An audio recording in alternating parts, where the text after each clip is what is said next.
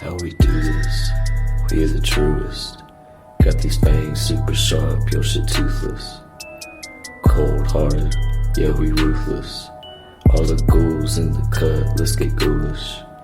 In the graveyard, acting foolish. Finna dance with the devil to no music. Cold-hearted, yeah we ruthless. All the ghouls in the cut, let's get ghoulish.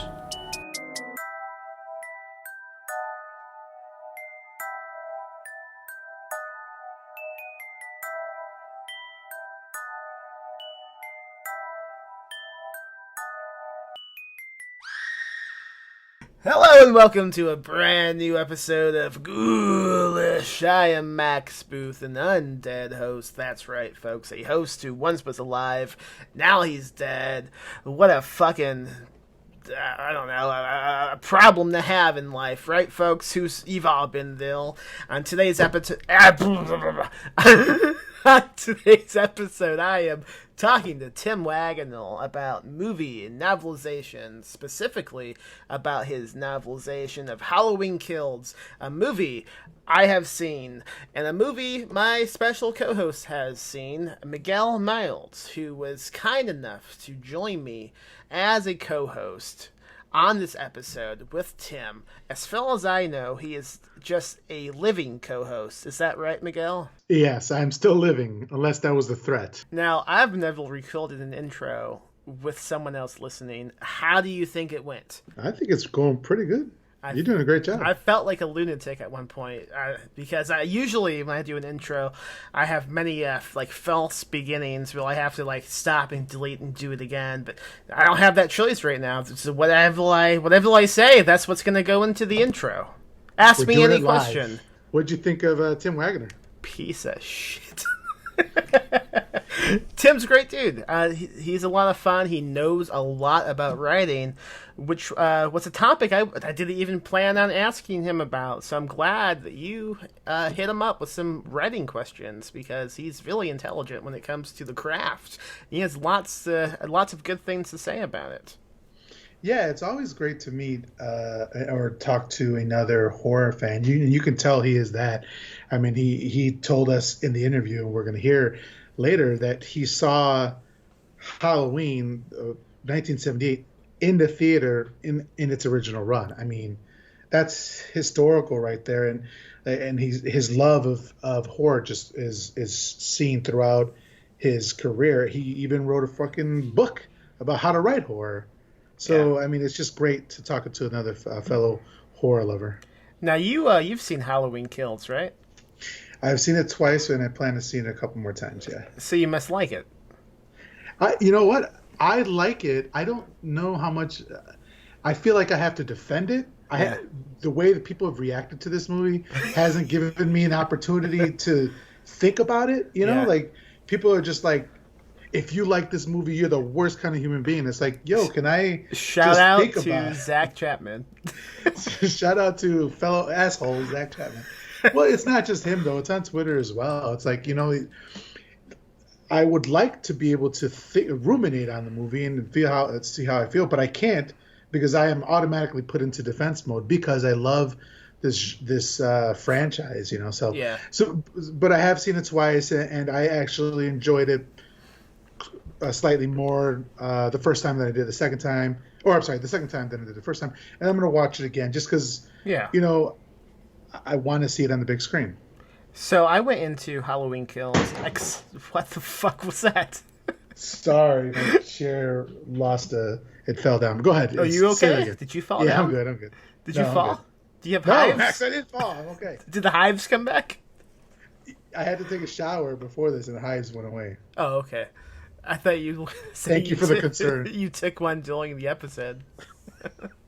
No, I didn't go use the washroom and get coffee. That is what I did.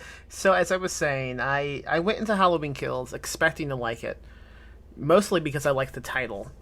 I think it's a great title, but I didn't really love it. I didn't like it too much. I don't think I hate it, but I certainly didn't like it. I loved the 2018 one when I saw the premiere, but I rewatched that one recently too, and I didn't like it. I don't know, man. Something about those movies rubbed me wrong. Do you think Tim liked the new one? I couldn't tell. I didn't want to ask him directly because it seems odd, like a rude question. But what was your impression? Yeah, I thought that he enjoyed the because we were talking about him having to use the script to write it and all that. I feel like he well, first of all, he loves the character. That's obvious. Big Mike. Yeah, yeah. I'm not going to allow that. Not on my guest show, Max. But he did like the character, and I think he liked the story. I think he liked the movie. I mean, he saw it, and he didn't. I mean, we know if he doesn't like a movie, he'll say so with Paranormal Activity, right? Jesus Christ, that man came in with an agenda. He came in hot. If you like the Paranormal Activity movies, stay away from this episode because, oh boy, it's not too kind about those movies. No, but he was real cool to talk to, and Yeah. an obvious lover of the franchise. And obviously, if you haven't seen Halloween Kills, I recommend not listening to this podcast yet, because we do talk about a lot of plot points that would be considered spoilers. So watch the movie, listen to the podcast. Well, honestly, you can probably skip the movie, right, Miguel? Absolutely not. So before we get into the episode, please tell folks how to find you online and talk about the podcast that you host, because it's a great podcast and you should promote it. Oh, thanks, Max. Max has actually been on my podcast. It's called My Horror Confessional, and what I do is I have people come on who haven't seen a classic horror movie, and for the purposes of the show, a classic horror movie is any movie that's at least 20 years old. And they'll watch it beforehand, and they come on the show, and we talk about that movie, and we talk about their history with horror and all that sort of stuff, and we just geek out on horror. It's a great time. Once again, that's My Horror Confessional. That's on all the platforms: Spotify, Apple, Google, all that sort of stuff. You can find me. I'm Miguel Myers, Miguel_Myers_ATX at on Twitter, and then in my bio is all my links to My Horror Confessional. Sweet. Well, enough about you, Miguel. Let's talk to Tim about Paranormal Activity.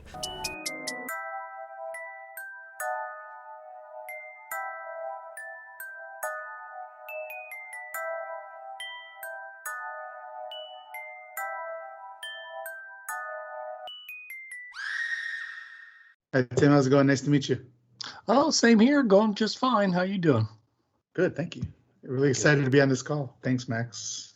Oh, thank you. I had to invite Miguel on because he is the biggest Halloween fan I know. So it would have been blasphemy if he wasn't involved in this conversation somehow. I mean, to begin with, Miguel, please tell Tim about the Halloween room you have in your house. It's quite the site. First, I just want to let you know, Tim, I'm not an asshole about it. I know that I'm over the top with my fandom, but I do have in my office. I have it decked out in Halloween posters and figurines and comic books and the novelizations, the previous ones. And DVDs and stuff like that. And I even have tattoos. I unplugged it for this call, but I have the inflatable Michael Myers that came out this year.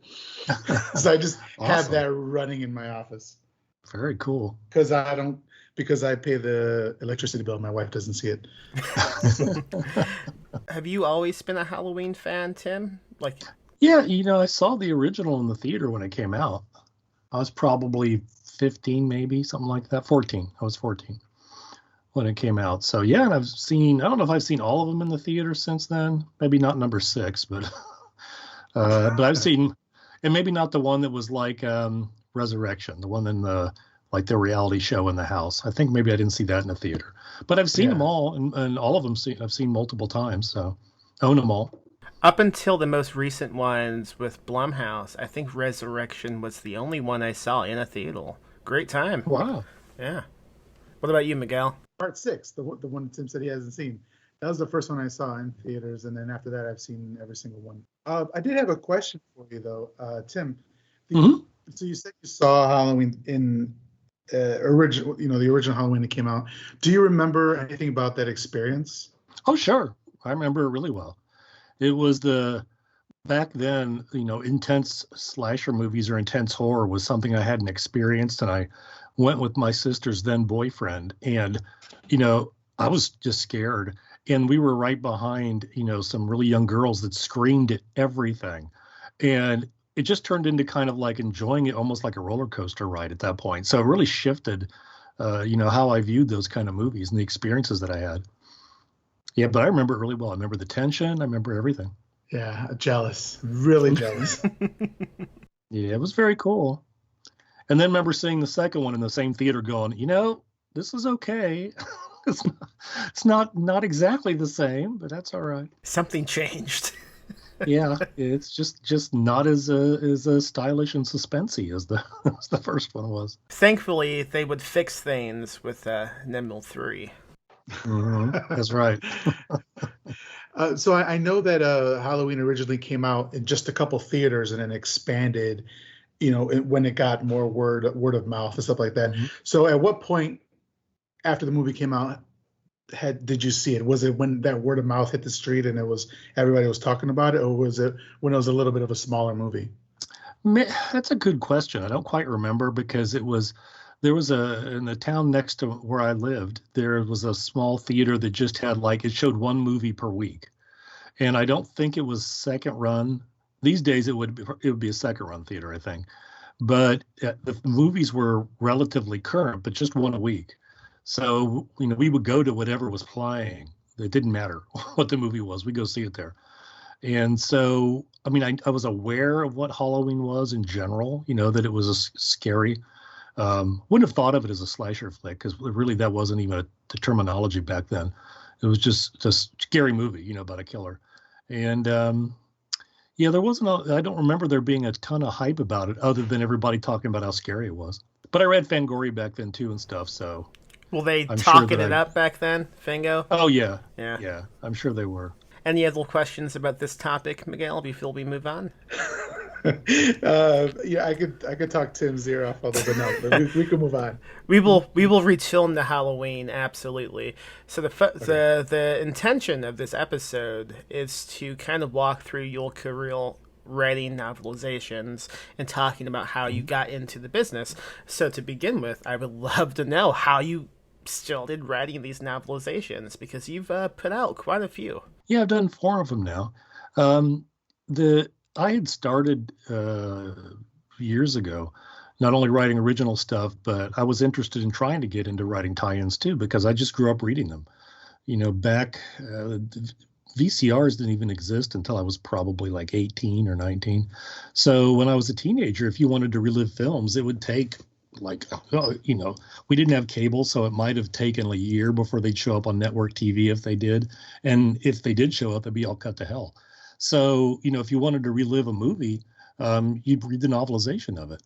And they were always cool because they'd have alternate scenes or, there were no DVDs with special features or whatever. So that was kind of what those books were like too, because they'd have extra scenes and different things in them. Yeah. So I just really, enjoyed the idea of being able to play in other people's worlds. So I kind of did sort of a parallel, career building, doing my own stuff, but at the same time trying to do tie-ins. And as the years went by, I managed to kind of do a few tie-ins here or there. And then eventually I kind of hit up Titan Books to see if I could do a supernatural tie-in for them. And they didn't have anything at the time, but they said they'd let me know. And somebody dropped out for whatever reasons of doing a tie-in, and they needed to fill a slot, and they asked me. And so then I did 3 of those for them. And when it came time for, I think the first novelization I did was for Resident Evil, the final chapter, because I'd already written tie-ins for them. They asked me to do it. And so all 4 of them I've done have been for Titan Books, and, they've all approached me. They approached me about a couple others that didn't work out, that other people ended up doing for whatever reasons, but it's all been Titan Books. When you reached out about Supernatural, what was it about that show specifically that you wanted to write, Phil? The fact that most of the episodes were like Monster of the Week, so it would give you kind of like a standalone premise? Or what was it about that show specifically? Well, I grew up watching Kolchak the Night Stalker, which is, the reporter that goes out and battles monsters. So I love the idea of the kind of supernatural detective or supernatural hero that fights monsters. But I also, when I was watching the series, I really enjoyed the relationship between the two brothers. I liked the fact that, they had each other's backs all the time, even though they had this kind of conflict, which I thought made them really rich characters. And I liked the Monster of the Week stuff more than their overarching kind of plots that they would have, especially in the later seasons, because it's ridiculous to think that these characters can go up against God and somehow survive. Or if they can do that, then the next week they're going to be bothered by a couple ghouls that are trying to eat them. They should be able to just plow through those guys. So just writing, the Monster of the Week was really appealing, because that way I could kind of ignore the fact, that they have an angel for a best friend that's, basically like, Angel Superman that can get him out of any kind of trouble, and just kind of focus on them as guys that hunt monsters. Okay. Do you, to quickly go back to Halloween, do you think Michael Myers could take on God? I don't know. Maybe Michael Myers is God. We don't know. We don't know what Michael is. I think to Miguel he is God, definitely. He could be the Messiah of the new age. I want you to know how big my eyes got when you said maybe Michael Myers is God. He's definitely a god of something. I mean, if we were to go through like the Thorn timeline, he's probably some. If they kept going there, he'd probably be a demigod, something at this point. Right. Well, I really one of the things I like about Michael so much is he straddles the worlds of the supernatural and the real, and you have no clue exactly where he fits. And I think he probably doesn't fit neither. I think that's part of what makes him so intriguing to people. He is unknowable ultimately, whether he's human or not human or some kind of combination. And I think that's what makes him a really interesting character and different from, other icons like Freddy and Jason. Yeah, absolutely. So it was Resident Evil that was the first novelization, right? I know you've also done. Right. I never know how to say the name of this movie. Is it XXX or is it just Triple X? I have no idea. I usually in the movies themselves they say Triple X when they talk about like that designation for the spy program or whatever. So I usually just say Triple X, but I don't think it really matters. Yeah, okay, that makes sense.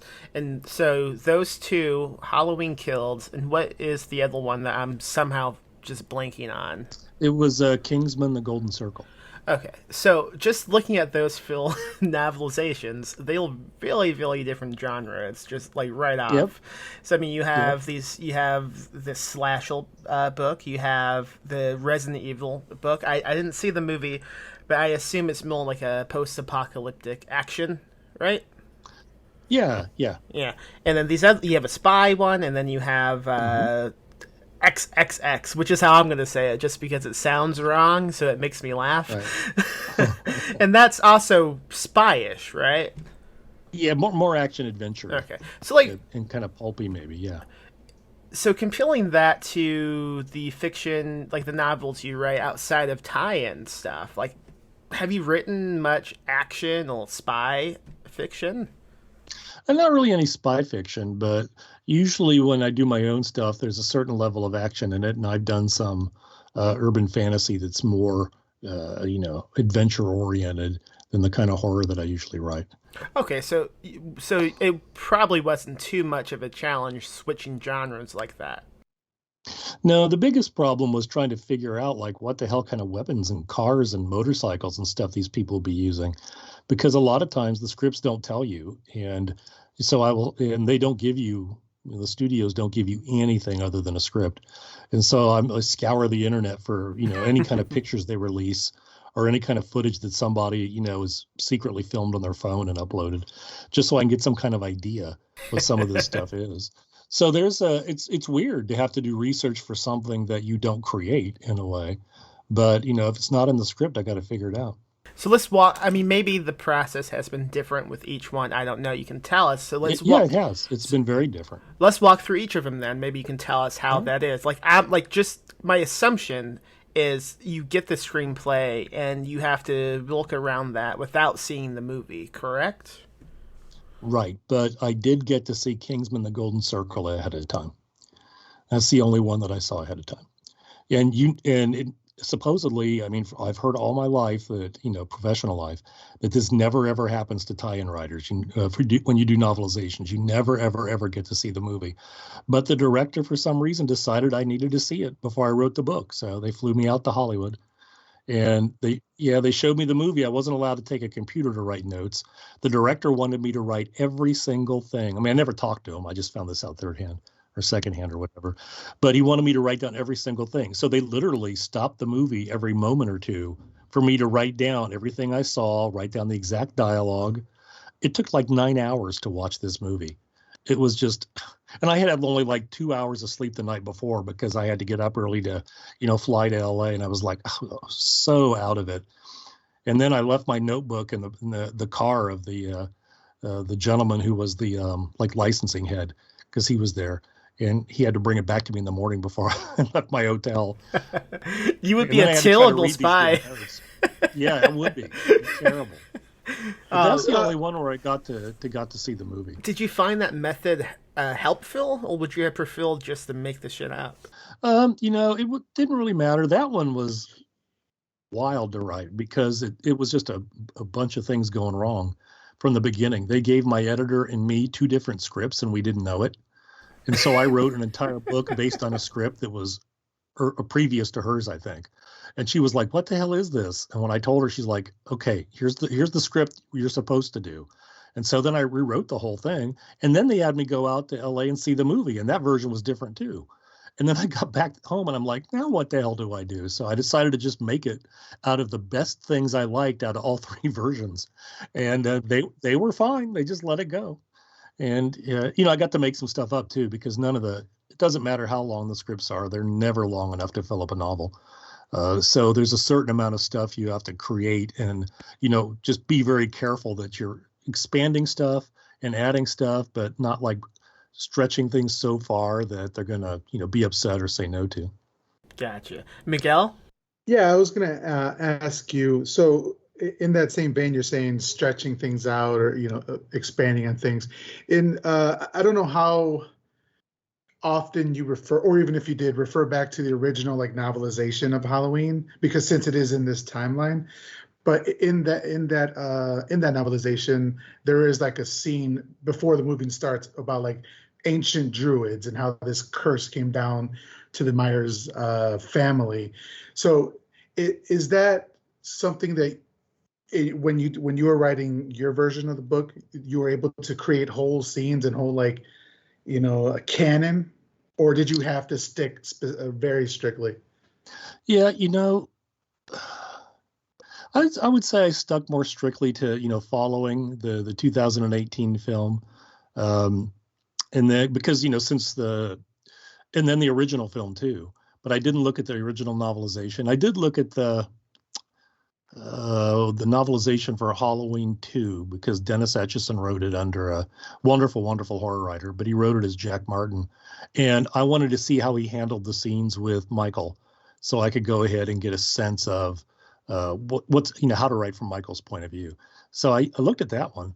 But in terms of following the canon, it was just the first film and then the 2018 film, and then I read the 2018 novelization and did my best to try to make it match some of the things that John Passarella added in there, as long as they weren't contradicted by the new script.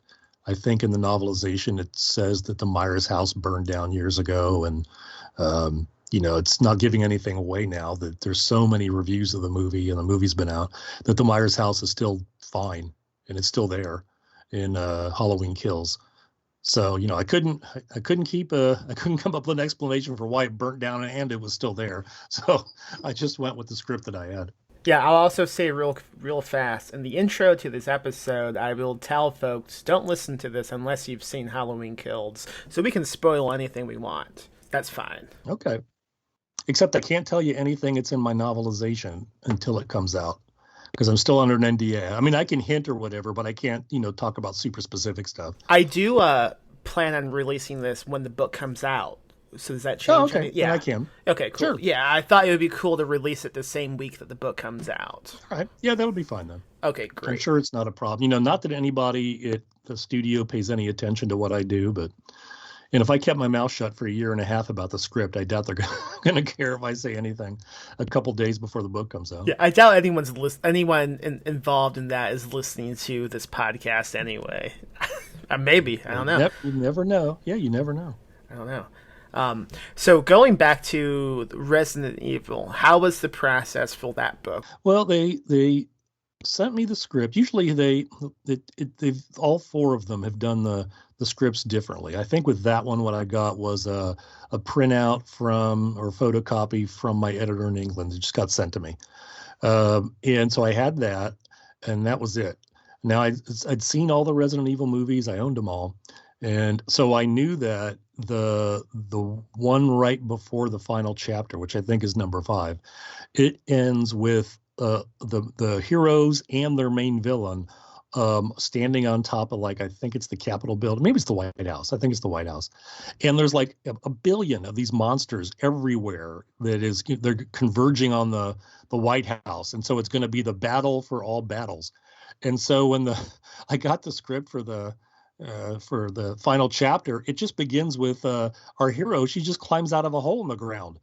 There's nothing around anywhere. There's nobody else. There's no reference to what happens to this battle.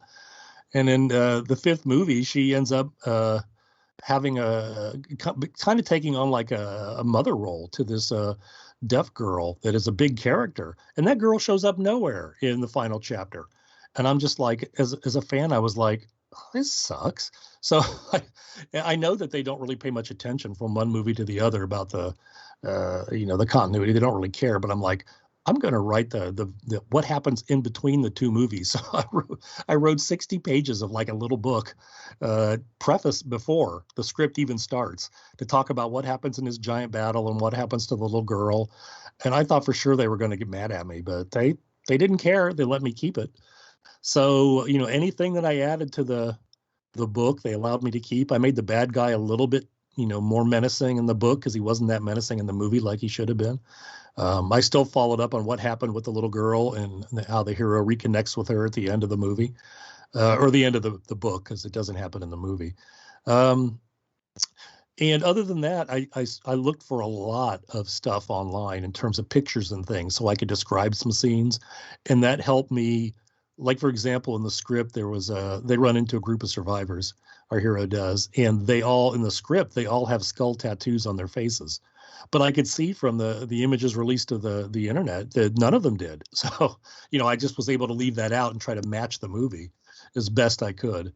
But overall, writing that one, it was a lot of fun. And the best part for me, though, was writing that extra 60-page mini book at the beginning, which people seem to appreciate. And I also read the previous novelization so I could kind of keep in continuity with them as much as possible, too, just for the fun of it.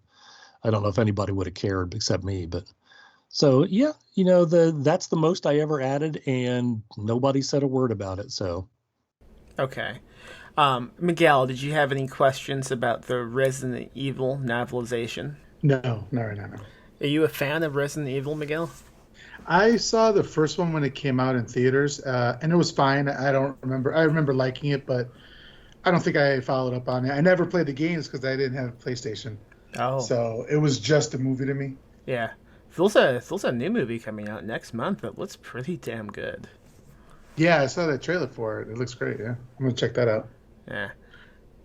I do have some... Sorry, Max. Feel free. Go ahead, Miguel. Just interrupt me. It's fine. I do have, Tim, I do have questions about, like, writing in general. Uh-huh. I know you have your book, Writing in the Dark. Mm-hmm. So what was the origin of wanting to write a book to help, like, other authors get into, like, the horror business?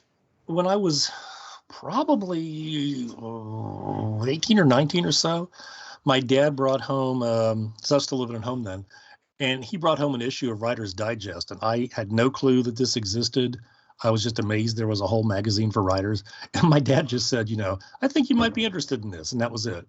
And it was kind of cool because it was almost like my dad was saying, I think you could be a writer, a good writer, and kind of that gruff sort of, dads don't really communicate much sort of way.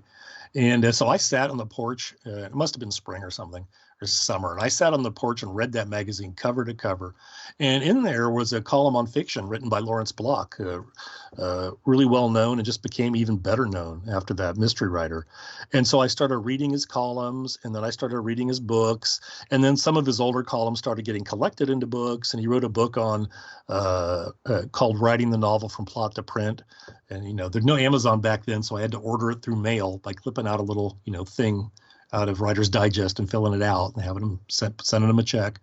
And I just fell in love with writing about writing. I thought it was so interesting. And eventually I started teaching writing too, is for my day job, just because I love teaching, but I loved writing as well. I wanted to be involved in it as many ways as I could.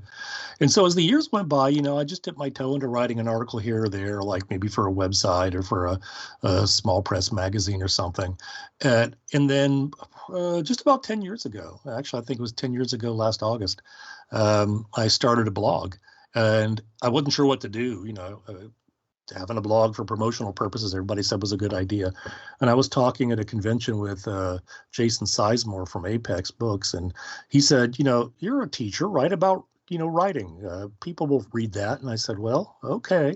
And so I started that blog, and, I wrote that for a long, long time. And I started doing presentations at workshops, workshops at like, StokerCon, places like that. World HorrorCon back in the day, and different things. And so just eventually over time, I had accumulated a lot of stuff. And then one year I was at Horror Hound back when Sam Hain Books was around. And I was trying to think of like what promotional material I could bring. People might, they might be interested in coming to see your books too. But I thought, what else could I bring? And so I wrote just like a short little handout about advice for writing horror. And people seemed to like that pretty well. And the other writers were like, wow, this is great. And so I went ahead and made that into a presentation. Then eventually I was just like, I think I would like to write a book. I think I got enough stuff about this. I think I've learned enough about horror. I enjoy talking about it so much. And it's just kind of, evolved that way. Miguel, great question. Yeah, sorry, I put myself on mute there. But I did have a follow-up. So you've Sure. been writing for over 30 years at this point, right? Yep. And what would you say has changed if anything has changed in horror fiction? Well, there's a wider variety of approaches to it, maybe. Certainly there's a wider variety in the people who write it. The small press there wasn't really a small press back when I started. The small press now is really strong, and it's kind of the beating heart of horror, even with the resurgence of horror at, the bigger publishers these days. Still, it's the small press is where the heart of it's at. It seems like literary horror has become a lot more of a thing over the decades, where it's kind of like science fiction had done around the 80s, where it was starting to become respectable. Like people would start teaching it in college, or some of my professors would have like Neuromancer on their shelves or something. And I'd be like, oh, look at that. I guess science fiction isn't, a dirty word anymore in the academy. So I think that's starting to happen more with horror. The other big change that I think is probably occurring is happening, I think, just generationally. And that, the rise of self-publishing too, that's huge.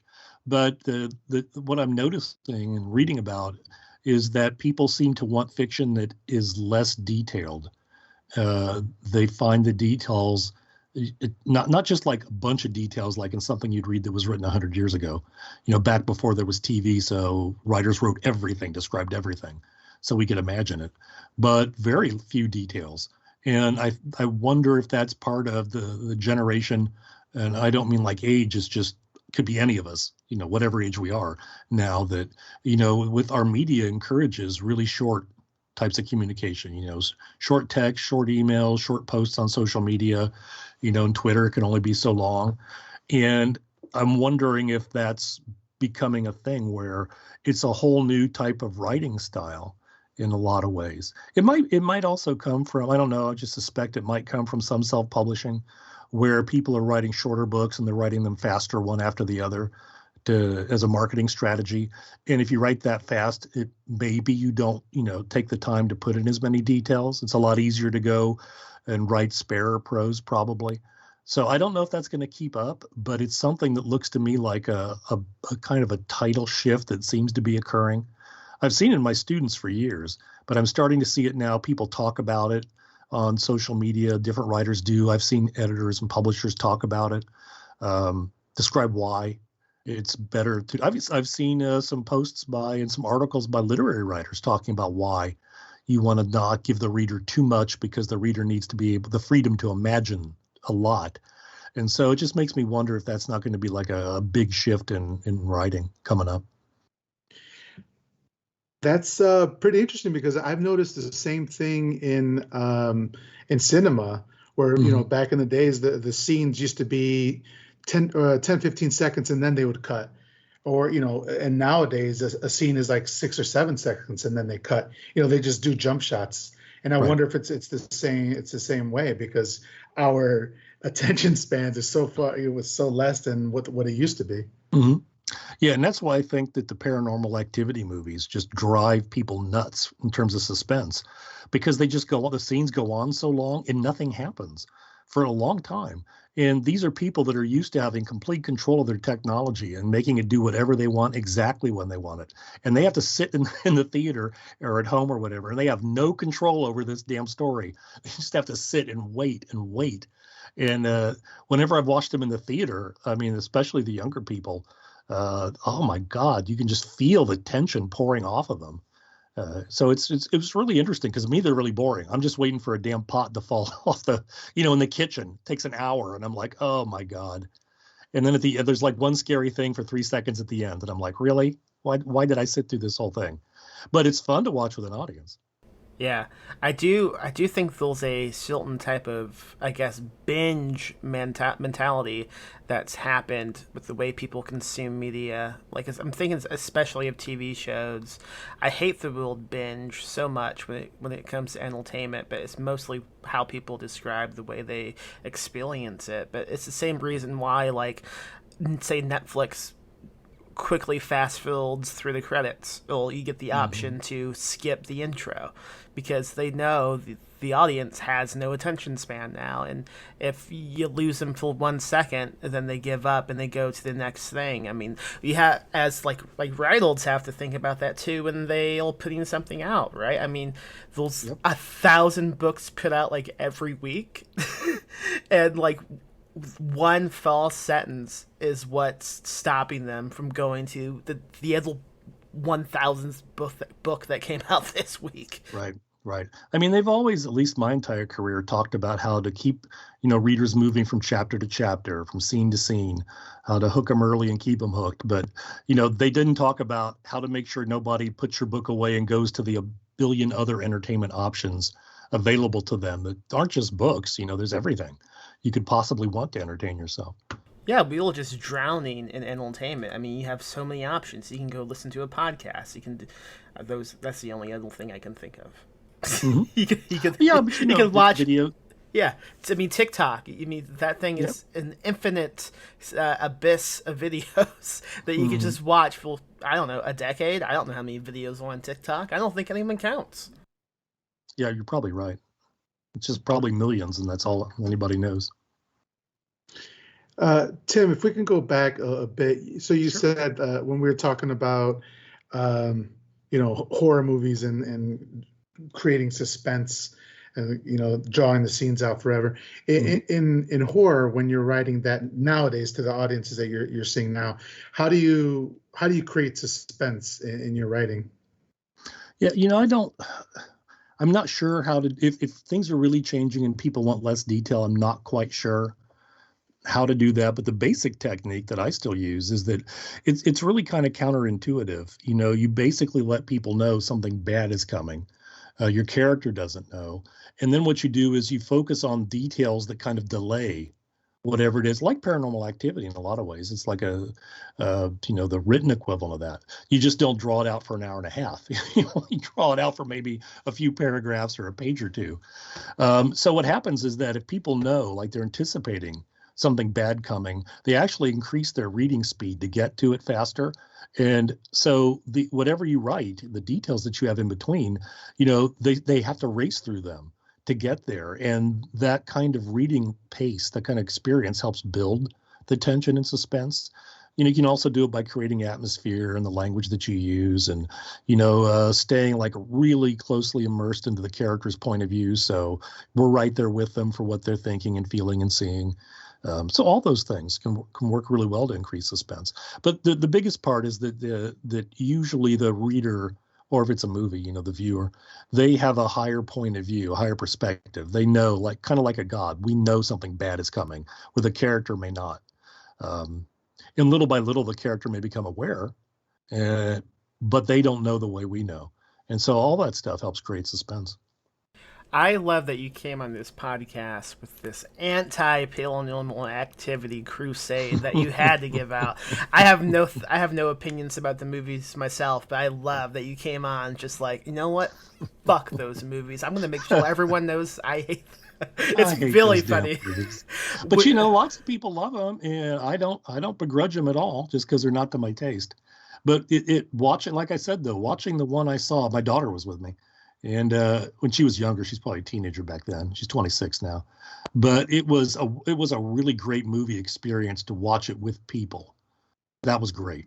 But I'm not going to I don't own any of them. I own like almost every horror movie I can get my hands on. I don't own a Paranormal Activity movie because I'm never going to watch one of those again.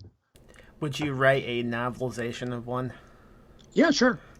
I try. And I try my best to create the same sort of feeling the movies do, and add something to it to make it really cool as a novel. I don't know what I do, but yeah, I try. Excellent. So let's go ahead and skip to Halloween Killed, since we've already run through half the time, and I would love just to spend the rest of this episode talking about this project. If you could talk about like when you were approached to do the project and like how that all came together, I would love to know about that. Yeah, I'd already done the 3 novelizations for Titan, and they'd come to me and asked about a couple others that for whatever reasons they ended up going with somebody else. So they just approached my agent and said, do you think Tim would be interested in Halloween Kills? And I had already was like jealous of John Passarella because he got to do the previous movie. And I was like, oh, I so wish I could go ahead and write Michael. Michael's like one of my favorites. It was the first horror movie that I introduced my oldest daughter to. So she's like a huge Michael fan. And so I was thrilled when my agent told me that they were interested in having me do it. And so when I was, really excited to get the script. And, I did the same thing I normally do when I get a script is I go through and I read the whole thing, beginning to end. And then I type up all the dialogue because all the dialogue has to stay. So I type it up. And then I kind of fit in the rest of the book around it. It's the only time I do anything like that. But it works really well. I read through the script a second time. I go through and I look for places where, is there something where I could like add more? Like, is there, have they skipped over developing a character somewhere that I could develop? Is there a scene where, like in Halloween, the Kills, there's another escaped mental patient that, people mistake for Michael at one point. And there's not much in the movie about him. There's more about him in the script, and I added even more about him in the book to make him a more developed character. Oh, good. Drew on some stuff that was in John Passarella's book about him too, that may or may not have been in the first script for the 2018 one. I haven't seen that script, but there was a little bit because that character was in the yard with Michael when those the reporters from their blog or whatever come in to talk to him. He's one of the people that's standing around there, and so he was described in that. His particular pathology. He's like is obsessed with string and ropes and things like that. And so I came up with a whole big reason why he was like that. I had a great time writing that poor guy. Oh, that's awesome. Watching the movie, it did feel like he had a much more important role in the movie that was just cut because he's only in like the like one scene where we think it's Michael and then it turns out to be him, and then he's in the hospital scene. I think that's it, right? In this, Right. yeah. String. I don't recall seeing anything in the movie about a obsession with string. Yeah, it wasn't anywhere in there. But like I said, it was in the first novelization, or the one of the 2018 one. And so I went ahead and just built on that. And that was a lot of fun, for that being his weird obsession. And because he was in the prison with Michael, he had to be a killer. I knew that, because there's no way they'd have him in there on that same, transport with Michael. He wouldn't be from the same place. So I knew he was a killer as well. So he was, they don't portray him as dangerous at all in the movie. But there's a certain, danger to him that it's in there too. And hopefully, people still feel sorry for him, given what happens. The hardest thing about him was the fact that in the script anyway, it looks like the people, like the Haddonfield survivors, the ones who had survived Michael's attacks or whatever, that they wouldn't know what he looks like, because there would be pictures of him. Even if there weren't like reporters that were allowed to see him, staff would take their cell phones and sneak pictures of him. He would be on the internet. People would know exactly what he looked like. Expanding on that, in the movie itself, I mean, they're watching a what the hell breaking news clip on the TV at the Bill, and they show the mugshots of Michael. Like, the camera kind of loses focus. Right. But suddenly they don't know what he looks like, and also they confuse him with a man who's like 3 feet shorter than him. Right. Well, when I watched the movie, I liked the fact that Anthony Michael Hall's character never got a clear look at him. You can tell that he tries to look, and the people block him. So I can believe, like a lot of the other people in town that probably aren't that obsessed with Michael might not know, or just caught up in the moment, might not even think, this guy can't be Michael. He's just, he's too short, or, he's too heavy or whatever. So yeah, I had to find ways around that. And I think they didn't have me cut it out. So I must've done just fine. I can't remember if the script, because it's been a year and a half since I read it. I can't remember if it says that they show his picture on there. I think it does say that they have the picture on the TV report. And plus, in the script, it's a big screen TV. It's not like this little one over the bar. So Michael's face would be huge in this bar for everybody to see. And I think it just says that they weren't looking at that moment when it flashed, like, as an excuse for why they wouldn't recognize it. I'm like, no, there's no way in hell. There's websites devoted to Michael. There are books devoted to Michael. They would know. Yeah, think of any like true crime, any true crime obsessive. Right. It would be all over the place. Everyone would know what he looks like. Right. And he might not be as big a deal in the overall world, that world, as he would be here, but you'd find him on the internet. You'd find sites devoted to him. Especially for the people that had survived him, who were obsessed, for one ways or other, traumatized. They would know what he looked like. They would know. Lori would know. And you saw it like in the movie when her daughter, she pulls Michael's mask off. She doesn't look surprised to see him at all. There's no shock of, oh, this is what Michael looks like. And Lori sees his face, and so do we in the very first movie, the 1978 version. It was one of my favorite moments the first time. I'll never forget it, because I just didn't think they'd show his face. And of course, his eye isn't hurt at that point. I think his eye should be bleeding. But just to see that he was just a regular guy underneath that, it was so cool. And then to have him almost like be deactivated when the mask was off of him, and then he pulled it back on and kept going.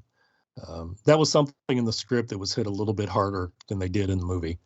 Was that he was, when the mob is after him and his mask is off, he's deactivated almost at that point until he can get the mask back. What do you mean by deactivated? Like he's just lying there and taking what they're doing to him. Mm-hmm. In the movie, they're beating him up while he has his mask on, and maybe that's just because they realized they didn't want to film it for us seeing his face or whatever. But in the script, yeah, the mask is off, and he is like, until he can get his hands on it again, because that's when he jumps up and slaughters everybody, is when he gets his face back. That's how I described it. When he got his face back, then he was Michael again, or the Shape. On all the novelizations, they always call him the Shape, and even though I always think of him as Michael in the book, in the scenes for him. I called him the Shape 2 just to kind of stay in continuity with all that. Do you think if you had filled in that book in every reference of Michael Miles, you called him Big Mike, would they have been mad? I am sure of it. Because one of the small things I did was they didn't care about the stuff I added. They didn't like that I changed some of the dialogue. And some of the dialogue I changed because I couldn't make sense out of it, just in context of the scene. But most of it were things like if you have a character that would shout no like 3 times in a row or just say it 3 times in a row in one line of dialogue, you can't reproduce that on the page. An actor can say those no's with very different tones and very different body language. So I'm like, I'll just have it be one no. And I got a note from them back that says all the dialogue has to be exactly the way it's in the script. And I'm like, that's the one thing you want? I mean, it's okay for me to add the other stuff. But I can also add dialogue to like okay. Yeah. You just can't change. I couldn't change. Yep, they didn't want me to change anything. And that was all right. But that was the only thing that they had me do. I tried because of and the film does it more than the script, but at the end they kind of lean in a little bit into this, is Michael supernatural or not? So they had that in the script, and so I leaned into it a little bit more, and they said, no, pull that back. It was only a couple sentences here or there, but they said, pull that back. We don't want that. And then they ended up doing a little heavier in the movie, I think, or it just comes across that way.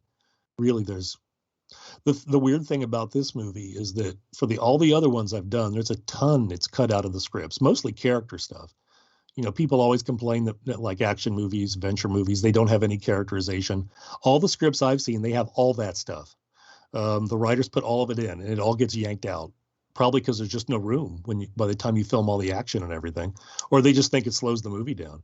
But I was really surprised to watch the movie, and everything that was in the scripts there's hardly any difference between them. What would you say the difference is at all? In the script, the ending goes on just a touch longer. It doesn't change anything in the slightest in terms of the way it ends, other than just, it's a little extra. I had read a interview with the director who said, we changed the ending at the last minute. It's not an ending, it's in the script. And I was like, oh my God, does that mean my book's going to end really different? And then I saw the ending and I'm like, oh, it ends earlier, slightly earlier than the script does. And they might have tweaked one little thing a little bit. Him looking at his reflection, they might have hit that a little harder. I can't remember. I don't have a copy of my book yet. That hasn't showed up yet.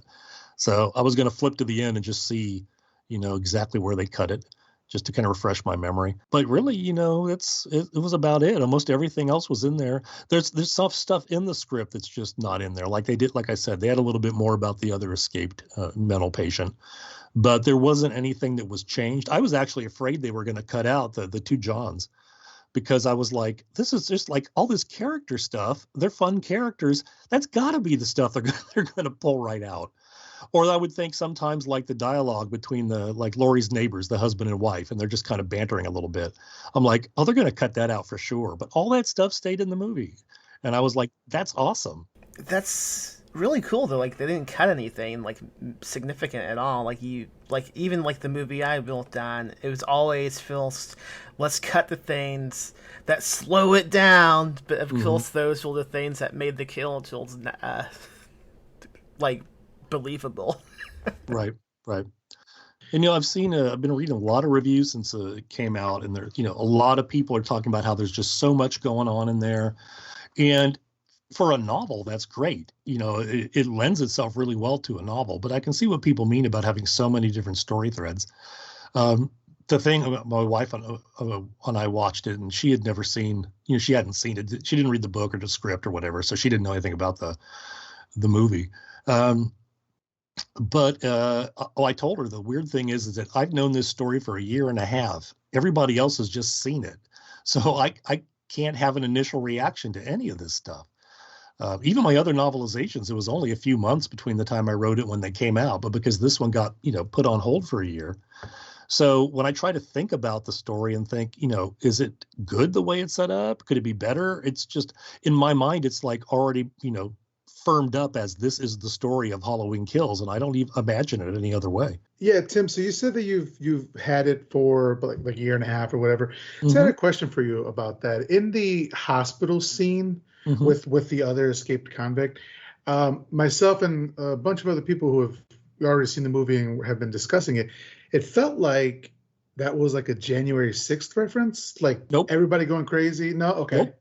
all right. That's completely coincidental. You know how sometimes something will happen in the real world and it seems to echo something that's in a movie. Like at 9/11, a lot of TV shows and movies pulled anything that, you know, had to do with terrorism or just a building coming down.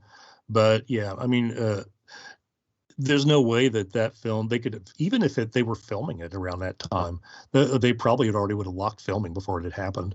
So Yeah, because I was thinking like I know that horror has always been political and I love that, but specifically the Halloween movies have kind of stayed away from that. And right. when I was watching it this time, I was like, wow, this is so poignant. Like, how did they do this so quickly? But you're saying it was completely coincidental, which is just crazy. Yeah, they were purposely doing the whole, you know, mob thing and, you know, that what kind of effect would a killer have on this kind of town, especially if it's, you know, been legend for 40 years or whatever. You know, all of that was in there. And people complain about the character saying evil dies tonight. They say it a lot more in a script. Okay. I was like, do I really have to put that in again?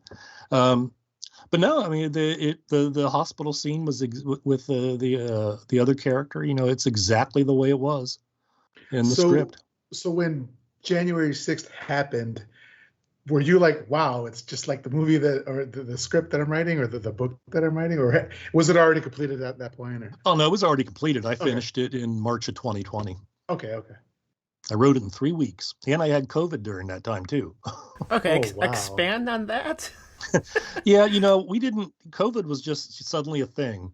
And my wife went on a trip up to Cleveland with a friend who was super sick. And then she came back and we both got sick. And I don't usually get sick. And she teases me because if I get a cold, she says it lasts like, you know, 8 hours. And I was really sick. And we figured we probably had it. So our doctor, there were no tests or anything at the time. So that my doctor just told us, you know, just stay home for 14 days. And they had already closed my school down for a month to try to figure out what the hell to do, you know, the college where I teach. So yeah, I was able to keep myself occupied real well. It was pretty physically miserable. You know, we were sick, really sick, but not so sick that we ever had to go near a hospital, and not so sick that we were incapacitated. So we were pretty lucky. My wife has a lot of like lung stuff, so she actually had like a machine that gives you breathing treatments. Like medicine directly into your lungs. And the doctor told us to do that. And we did that several times a day. And I think that probably helped a lot. So yeah, it was really weird an experience to go through it like that. But I guess the book turned out okay. People have to read it and see if it's, if writing while under COVID, it produces better text or worse text, I guess, than other methods. What are you gonna recommend it? What are you gonna do if that's like the best writing you can do? It's like, I have to keep getting COVID now. Yeah, I'll just live with it. I'm just hoping I don't have like long haul COVID that makes like my mememory messed up, or because Tim, you've already said that. Yeah. Oh no. don't joke. I might have, but yeah, I've noticed that I will those in my writing, there are different kinds of mistakes and typos that are showing up. I think my wife says they're exactly the same. So. And then I tell her, well, that's my symptom of long haul, is that I can't remember my typos. So far, so good. I've written several books since then. So you said you wrote this in 3 weeks. Was that a requirement by Titan? Almost. I think they gave me a month. Okay. Sometimes that happens, just depending, especially with the novelizations. But, you know, you already have a script, so that makes it a lot easier. I can see that, yeah. It's so crazy to me. You only get like a month to write these things. Like, why are they waiting so long? Yeah, you know, usually if it's like an original tie-in where you're doing an original adventure like the Supernatural Brothers, you might get 3 or 4 months to do that, which is still not a ton of time, but it's still a lot more than, you know, a month. So I'm pretty curious about like the whole act of writing novelizations. I've never done it. I am interested in maybe one day doing it.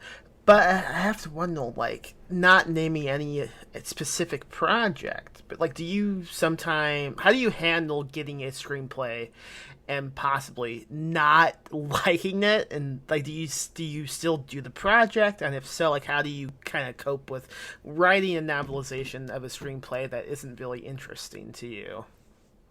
Yeah, that's a good question. I don't think so far that's happened. because once I get a script, I imagine it as what I'm going to do with it to make a book. So I don't think of it so much as a movie. I do try to think of it cinematically so I can kind of recreate that experience too. But when I got the script for, Triple X, The Return of Xander Cage, and I'd watched the first movie in the theater, really liked it, saw the sequel too, which didn't have Xander Cage in it, but so I was versed enough in that world. But the very first page starts with, the bad guys in this movie, they have a weapon that can drop satellites wherever they want, yank them out of orbit and just drop it anywhere. And I was like, those damn things burn up before they hit anything.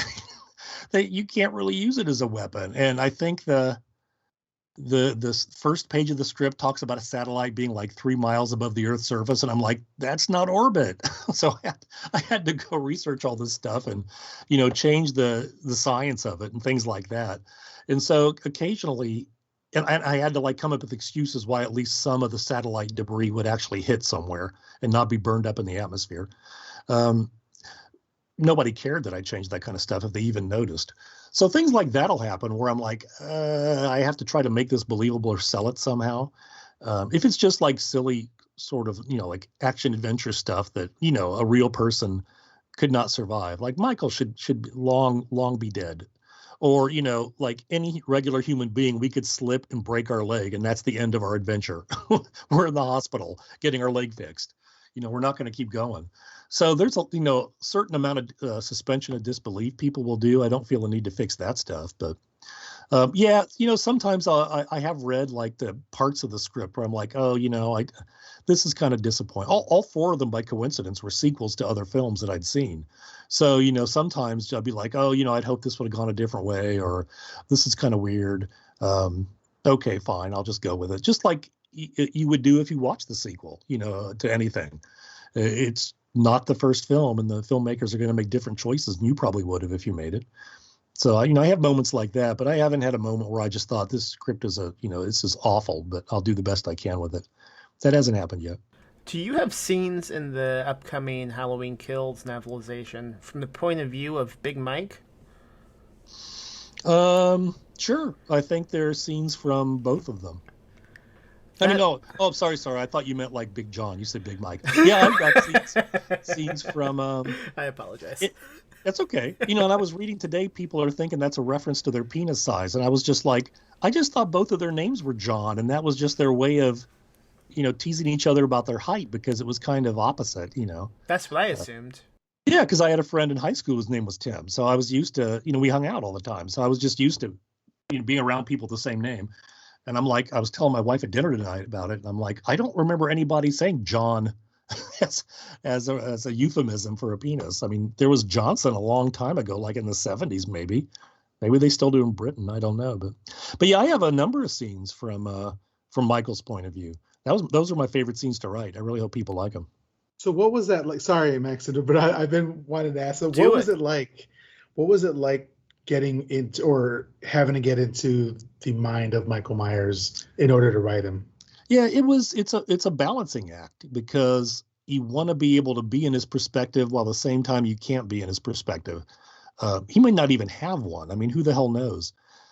He does do things like in the first movie, the 1978 one, where he stages tableaus and, like he's got his sister's headstone on the bed with, I forget which one it is. PJ Soul's probably laid out there, and he pretends to be a ghost at one point. He has the guy's glasses over the ghost sheet.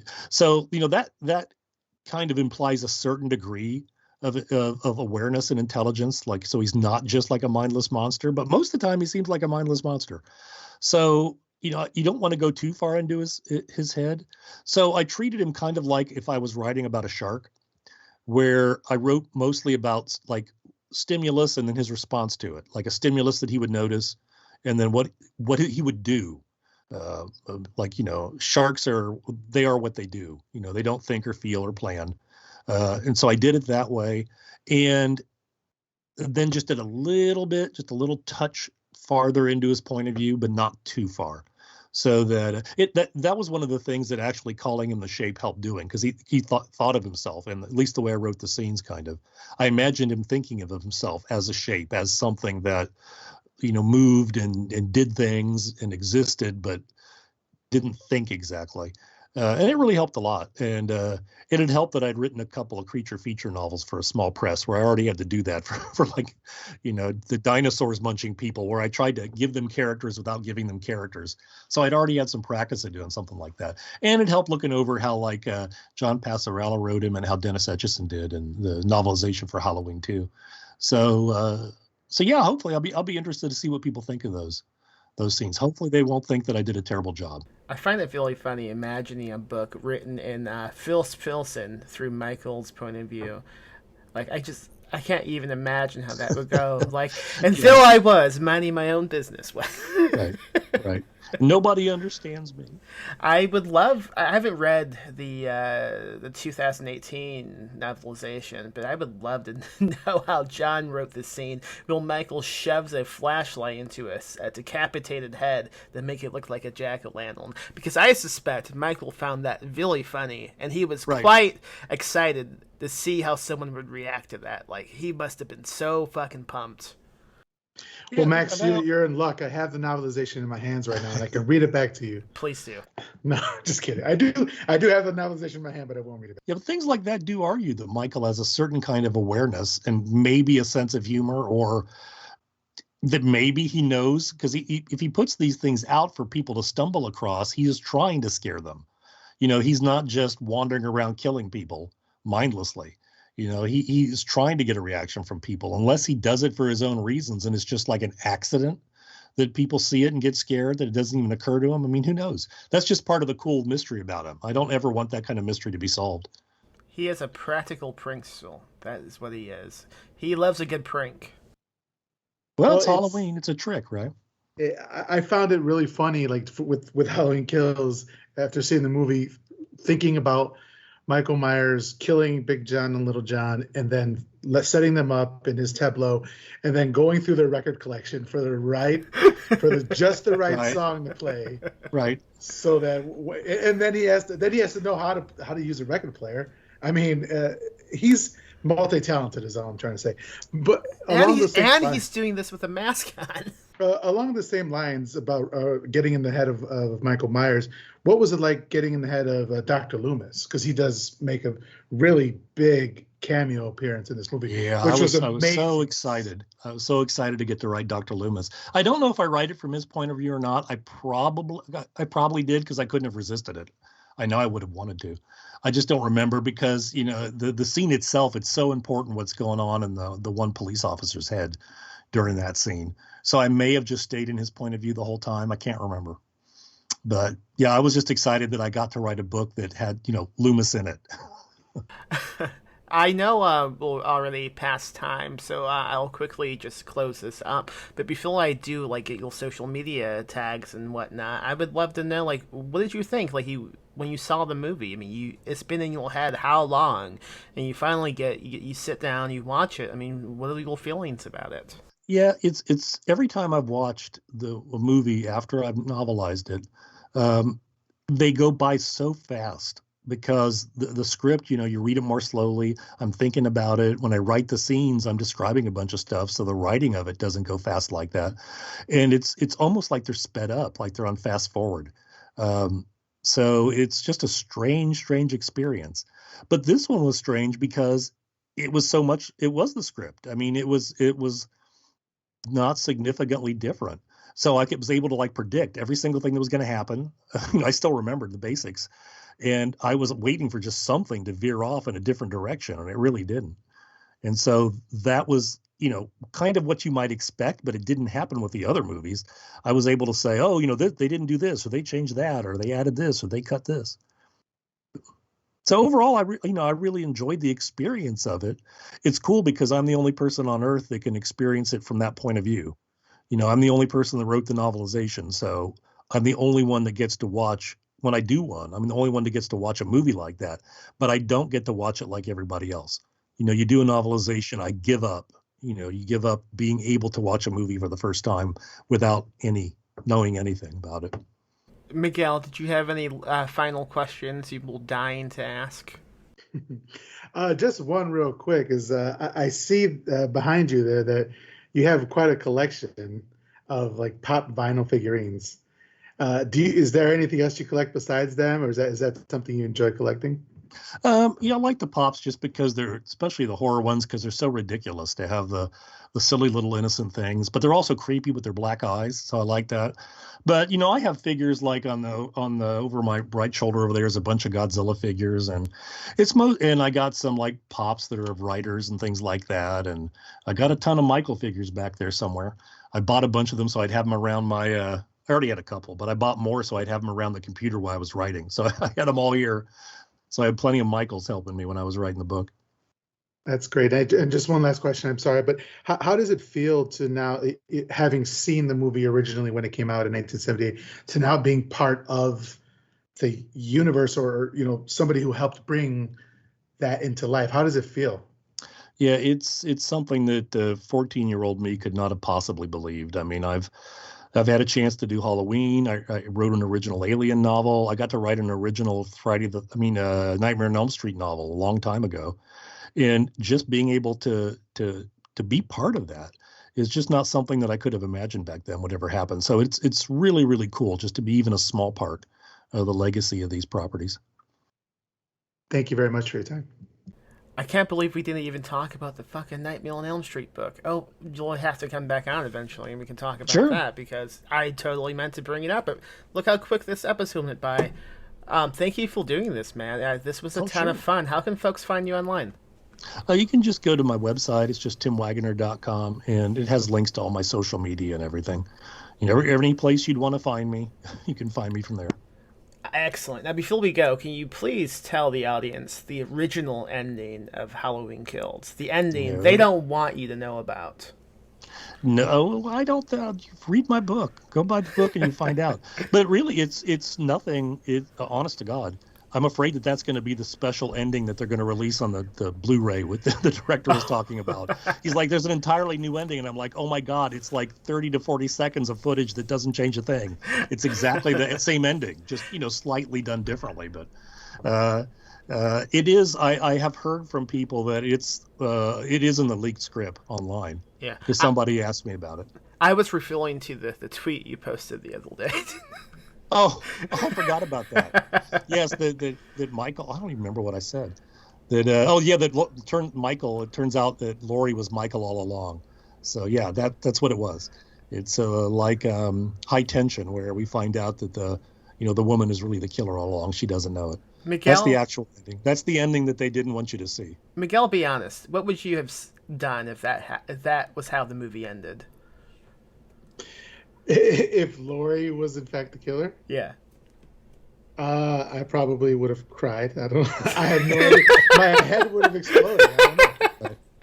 Or it's like one of these things where like Michael takes off his mask and him and Laurie are in cahoots, and they have been for like 40 years. And they just point at each other and they're like, Right. And that's why he never gets hurt, because she doesn't ever really stab him. She's got like one of those prop knives that just squirts blood but doesn't really hurt anybody. Oh my God! It's just like Three Stooges. Right. You get one of those scenes like in Fight Club when he realizes it's been him, just like stabbing himself in the parking lot. Right. All right. Thank you so much, Tim. Thank you, Miguel. Thanks for having me. It's a great time. This has been great. Have a great day.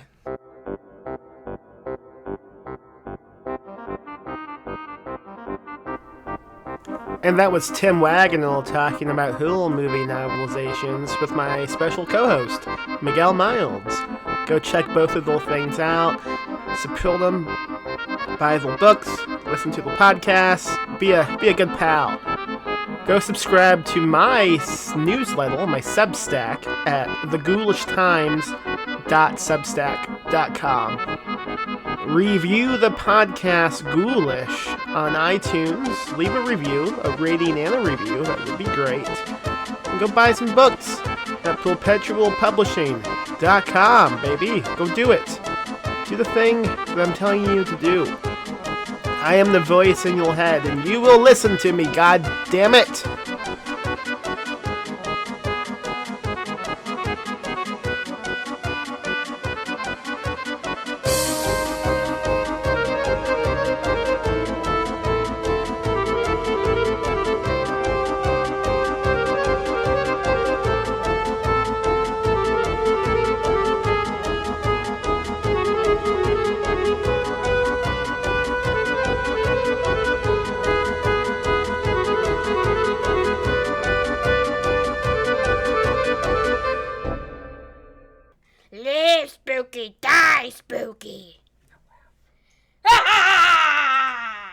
Rest in peace, Max.